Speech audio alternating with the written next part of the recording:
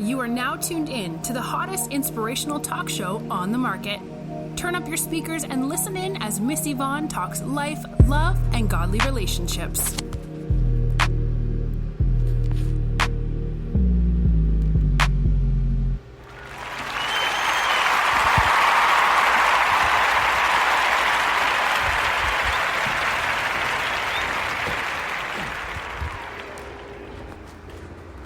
Good morning, good morning, good morning, good morning, good morning. How art thou? Class, what is up? How y'all doing?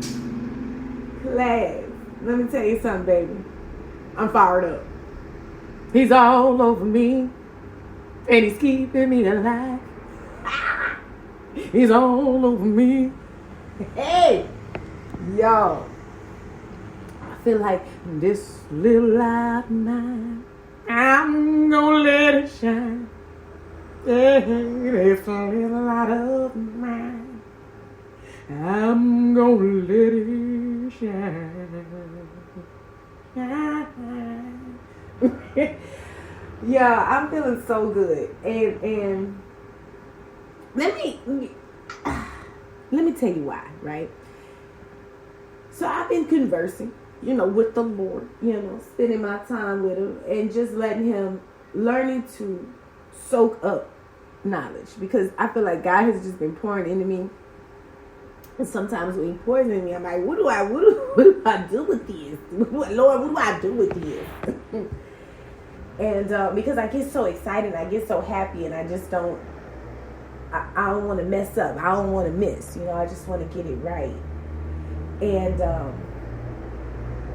so I spend a lot of time not only listening to God, and trying to have an ear for him and strengthen my ear for him. And that's a path that I'm on right now. And, because one thing as a Christian or a new disciple or the remnant, if you will, I want to call myself the remnant, because it's like, all the other names, I don't know, it's just got it just leave a bad taste on your mouth. History has just torn up some of those names. Like, you say Christian and people just put their head down like, no thank you. You say certain things, they're like, no thank you.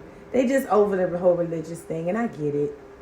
But remnant. Oh, it sounds so cool. I just tell people, oh no, baby, this is not for you. This is for the remnant.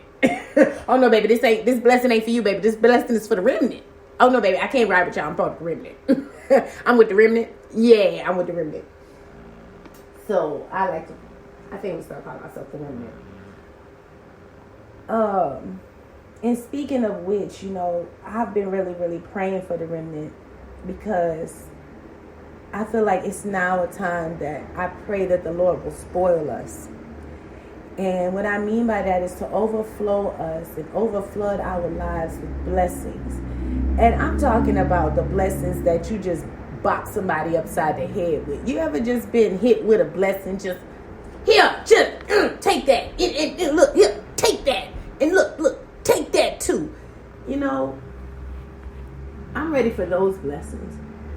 Because I often like to think of myself in different people's shoes and look at things from different people's perspectives. Mainly because I think that's fun, And as a writer, that is part of character development. You have to understand your characters in order to be able to relate to your characters. You understand? You can't just read something off of a paper and repeat that. And that's what I love about the Bible. See, the Bible is deeper. The Bible is like talking in code. The Bible is talking in, let's wrap this up.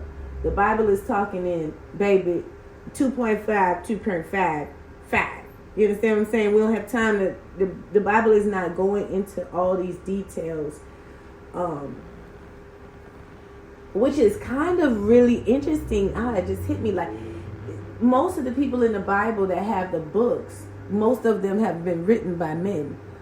And thank God for that, for the conciseness. Lord knows Jesus. If the women would have been talking, our Bible probably would have been twice as big as that big old Bible Biden had his hand on. And speaking of which, I bet you that's where all the missing books at. Y'all seen that Bible Biden put his hand on? That Bible big. That's not the normal Bible. My Bible is not that big. That look like 2-3 Bibles. Okay, that look like they have a book of somebody else in there that we don't know about. Is there a book of Samantha in there? Samantha is in that book. You know, so I feel like when it comes to those things, it's so interesting. People are like, but the books are stolen. Baby, this is enough book for me. Okay, this is enough book. This book here, y'all tried to read the Bible. You know how long it takes to read the Bible? Baby. And you talking about the missing books? Baby, let me eat what I have here first. Eat what's on your plate. Then we'll worry about that later. Don't think we're not going to come across that bridge. Don't think that all that stuff isn't about to resurface. Don't think that that hidden information is not going to be revealed to you and to us, the remnant, because God has all this wisdom just waiting and stored up for us, and he's wanting us to tap into it. And the deeper you go, the deeper you go. You know, he's willing to give you as much wisdom as you want. I've been watching the world and observing the people in it. And I'm noticing that men especially, and this is just an observation because I'm obviously not a man.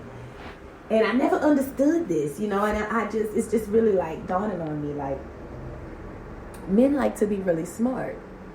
Like, y'all like to be intelligent or wise even, you know, like it's always like, you know, like they want to be the brother at the table with that everybody's sitting around getting advice from, you know. And I don't know if that's like a man thing, like if that's what y'all do behind closed doors. Y'all like, let's have our one-on-one man session, and everybody want to be that one big boss man who, you know, he just had that on time word, you know, he just say what it is, when it is, you know, where it is.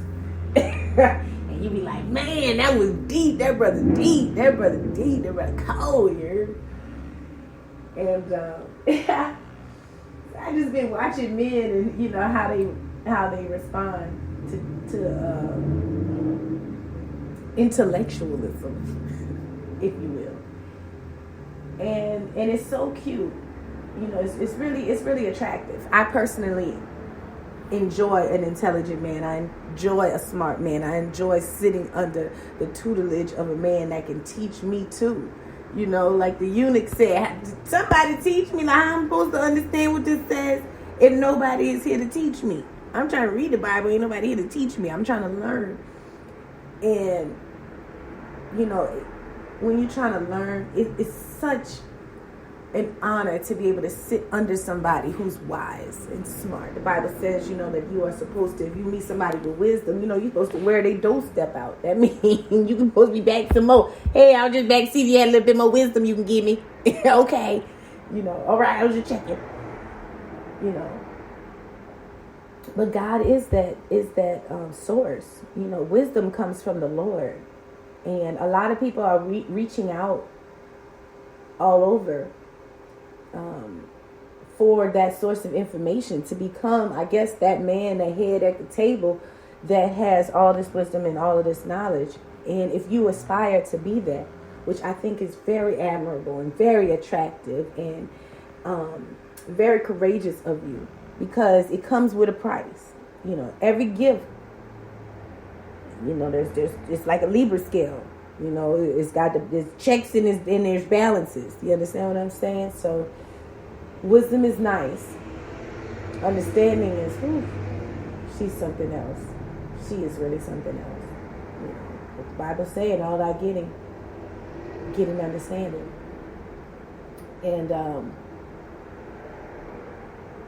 this message is about hopefully sparking that fire in you to desire more wisdom. I generally love to talk about wisdom on Wednesdays. And I don't write or post wisdom thoughts unless I'm led to. You understand what I'm saying? I gotta know, okay, this is wisdom. We're gonna talk about this today. And in the book of James, ooh, I love the book of James, y'all. The book of James is so good and juicy. It's like a filet mignon. Is this a filet mignon? What is this covered with blue cheese sprinkles? I love the book of James, y'all. You know, because I was cruising through, you know, the Lord said, come over here, stop through Job. I want you to read the book of Job. Remember, I told y'all I had to do that during my break. Okay, so as I'm going through and deciphering the book of Job, the Lord said, all right, I want you to turn over here, hit the cul-de-sac, you heard me, and pull up on James. So I said, all right, hit the cut, pull up on James. I'm like, no, James, Thomas. James is the truth, y'all. The book of James is fantastic. Every word that comes out of James's mouth is just tasty. You know, you're like, this is good. This is wisdom. There are some wisdom books. Like the book of Ecclesiastes. You know, I feel like that's the girl wisdom right there. That's for the girls. You hear me? Not separating it like that, but you know what I'm saying? Because y'all I ain't going in all that anyway. So James, when I first read it, I just fell in love with him because I was like, James brings it. Okay, it is cut. It is not dry, but it is to the point. Okay, like a filet mignon. Let me tell you something. Filet is not dry. Okay, it is juicy, and it is thick, and it is filling. And yes, it looks like the smallest piece of meat on a plate. But baby, ain't nothing. Baby, that filet mignon, the way it just melts in your mouth. What is this infused with? You understand me? When I first tasted filet, I said, this is what I've been missing out on my whole life? Baby, give me the filet. Baby, if I can afford the filet, I want the filet. You understand? Because, man, it's the perfect piece of meat. And the book of James is a great place to start. So class, I would like to ask you all to prepare yourselves by starting to go into wisdom deeper. And the way that you get into that is to begin to ask the Lord for wisdom, because he gives it liberally. And if you don't believe me, go check it out. Even James will tell you that.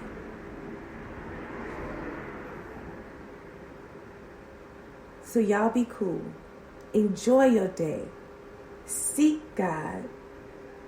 Seek wisdom. And seek understanding. Next week, we'll be back to talk about the book of James. Y'all be blessed. One love. Peace.